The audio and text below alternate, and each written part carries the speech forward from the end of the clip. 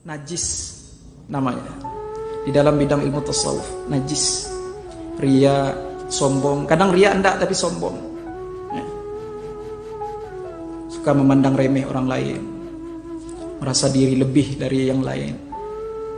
Nah, ini semuanya mesti kita hindari Bapak Ibu. Kadang tak ria tapi sombong.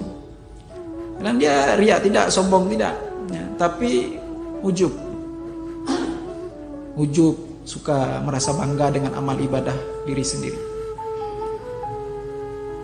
Banyaklah penyakit hati ini Bapak Ibu. Najis hati namanya. Ada pentingnya pula kita belajar najis hati Bapak Ibu. Macam mana cara membersihkannya najis hati ini. Barangkali kita belajar fikih ya. Najis di luar badan bisa kita bersihkan karena dia nampak. Tapi kalau najis yang maknawi ya, najis di dalam hati ini Bapak Ibu susah untuk dibersihkan. Jadi khusus mesti belajar akidah tauhid untuk meluruskan ibadah kita.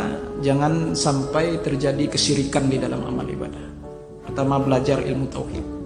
Yang kedua, memperbanyak mengingat kehidupan setelah kematian. Memperbanyak mengingat sesuatu yang memutuskan segala kesedapan. Nah, inilah obat-obat hati Bapak Ibu yang dimuliakan Allah Subhanahu wa taala. Dan kemudian kita meminta kepada Allah, bukan hanya sekedar berusaha, kemudian kita meminta kepada Allah agar Allah Subhanahu wa taala karuniakan sifat-sifat yang baik di dalam hati kita ya.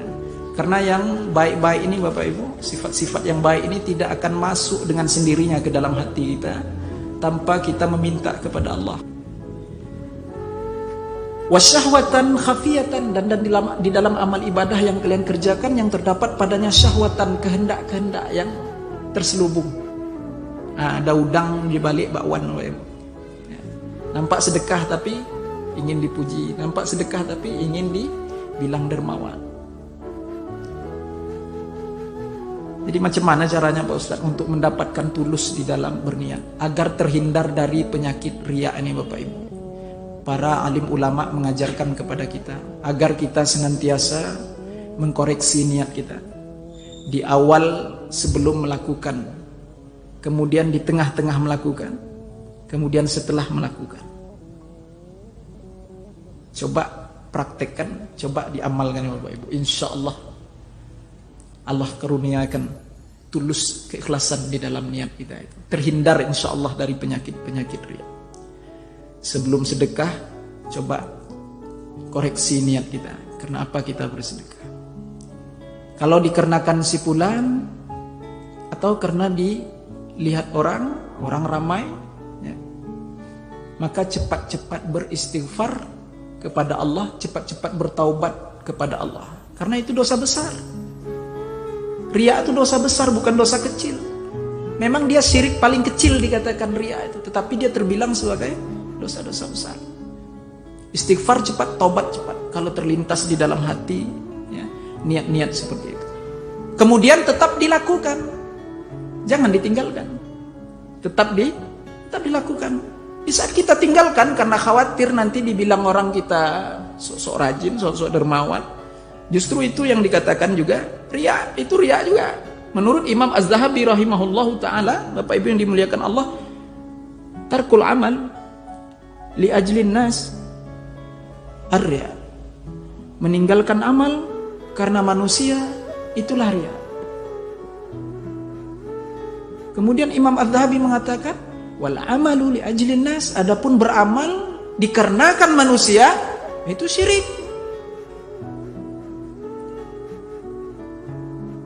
Jadi di saat terlintas sekalipun di dalam hati kita ingin pujian, ingin dilihat orang, tetap lakukan itu, jangan ditinggalkan. Tetap lakukan, teruskan sedekahnya. Masukkan uang itu ke kotak infak itu, teruskan. Jangan ditangguhkan. Kemudian kita tidak jadi nih, kita masukkan lagi, itu riya itu. Teruskan.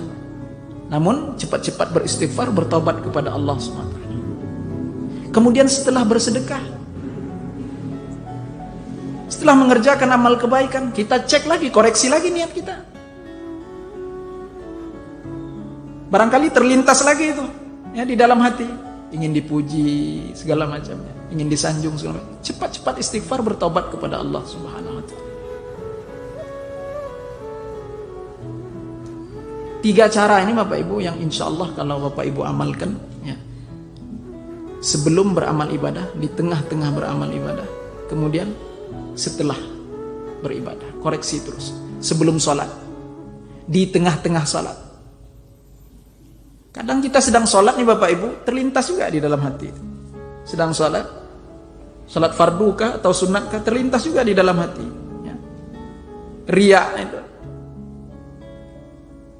Maka di tengah-tengah ibadah pun kita cepat istighfar. Istighfar di dalam hati, bukan diucapkan, istighfar di dalam hati ya. Cepat minta ampun kepada Allah di dalam hati itu.